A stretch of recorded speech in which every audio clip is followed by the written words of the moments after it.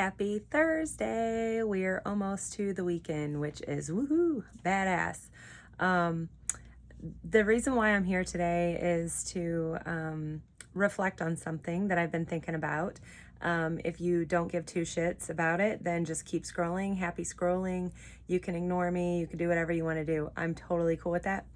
But what I'm thinking about today is judging. People that judge everybody by the way that they look.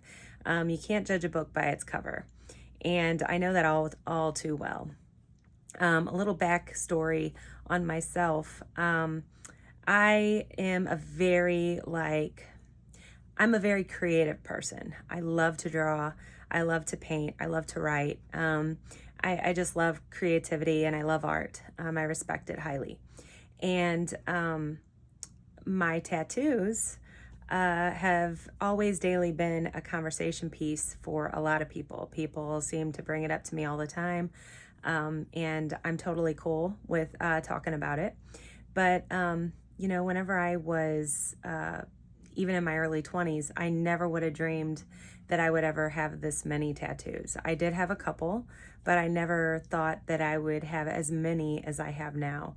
And I'll explain why. Not that I have to explain anything because I don't owe anyone anything, but for shits and giggles, I figured I would just enlighten some of you that would like to, some people that judge, people, churchy people, they see me and they're like, oh my gosh, there's no way she is, she's a Christian or whatever because of the way that I look. And just to tell you, whenever I was married to Jared, whenever I got married to Jared, I already had two previous children from the previous marriage.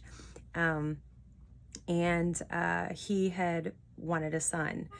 Jared had wanted a son. And the doctors told me after my second baby, which is Caleb, that I would die if I had another child, and that they did not advise me to get pregnant again because of my blood vessels, the amount of volume that it carries in your body to have a baby. Is extremely critical for someone that can't support that kind of blood flow. And I just kind of took the chance. I'm like, you know what? You want a son? It's a 50-50 crapshoot. Let's try it. And we came up with Levi. Levi was a total blessing, total joy. But to bring Levi into this world, I almost died. Me and Levi both. I will never forget, Dr. Haskins slapped me on the leg and said that I had one shot to get him out alive, or me and Levi would be dead on the table. I had to push him out with the push of a lifetime, they said. And I didn't know what the hell I was doing because I was so numb from the epidural that I couldn't feel how hard I was pushing. And I just gave the push of a lifetime. I was blue from my shoulders up. And I lost a lot of blood, and I almost died. Well, having that near-death experience, it kind of just shook me. It really shook me because I thought, oh my God, I'm going to die here on the table in front of my mom and in front of Jared, and I wasn't going to get to see my baby. And then all that was flashing through my mind. And then I had kind of a snapping moment, and it took me over a year to recover from his birth. I had severe issues, and I was on like 6 different blood pressure medicines at one time. I was 240 over 220 with my blood pressure. And for almost 2 years, I struggled with getting my blood pressure back to snuff. And I'm still on blood pressure medicine to this day as a preventative. But having said that, I was so afraid of death and so afraid of the post-traumatic stress that I had from that near-death experience and that traumatic birth that I ended up just getting tons of tattoos. And like I said, I'm very expressive with art and creativity, and I thought, what better way to create an outlet for my situation that I was dealing with. So one tattoo after another, and I got all the tattoos that I got. Um, the church that I was currently going to, they recommended that I go to another church because they did not agree with the way that I had started to look. And since then, I have not stepped foot in a church. I do my own personal relationship with Jesus at home. I read my Bible. I try to be the best person that I can be without having to set foot in a church. And I feel like it's not as important as people want to say that it is. They have their own opinions. I have mine.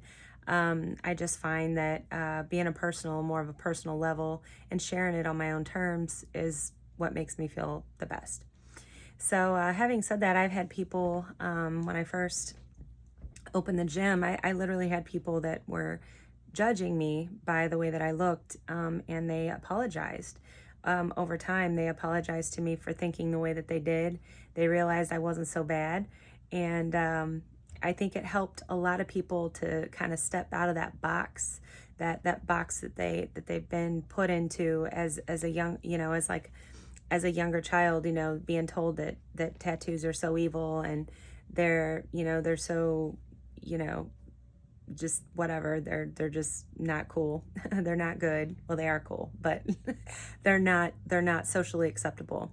These days that we're living in now, they are. I mean, it's gotten a lot more lax, but I did have that crowd that totally stereotyped me.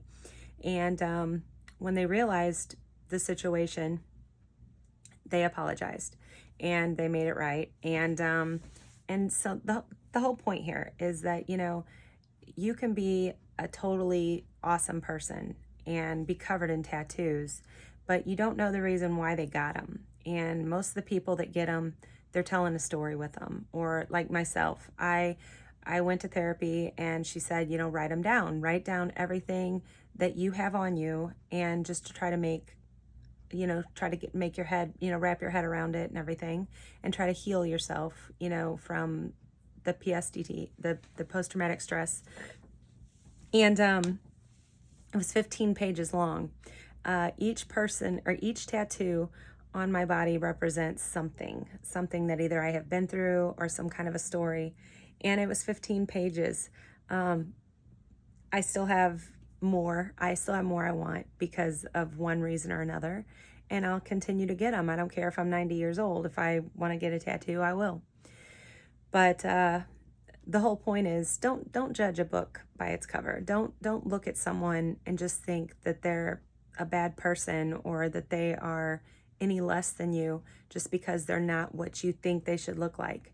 It doesn't matter what they look like. It doesn't matter what clothes they wear, what shoes they have on, what car they drive, what their skin looks like. It doesn't matter what their skin looks like. We're all the same. We just express differently. And this is my form of self-expression, and I love it, and I would never regret it. And I'd do it again. I'm just grateful to be here. I'm grateful to get them. I'm grateful to be alive to get tattoos. I mean, it's, the little things. I'm grateful that I'm here to spend memories with my family and watch my son grow up. And, I'm glad that I beat those odds. So that is why I am the way that I am and why I look the way I do. There's that. For the longest time, whenever I got them, I would wear I'd wear sleeves. I would look at my skin and I'd cry. I was very emotional over it because I knew why I was getting them. I knew the pain and the fear that I had to deal with, and it was a release for me. So my husband we were sitting in Outback, and he's like, take your damn sweater off. It was the middle of summer, and I'm like, I took my sweater off, and I've been showing it off ever since. But yeah, I mean, it's just don't judge people. Don't judge people, because there's some really, really good folks out there that look just like me. Piercings, tattoos, whatever, and they're just a badass person. So just be yourself and express yourself and love people. Be a light. That's all that matters in the world. We're all made of different different cloths. But accept one another, love one another, because that's what it's all about. Talk to you later. Bye.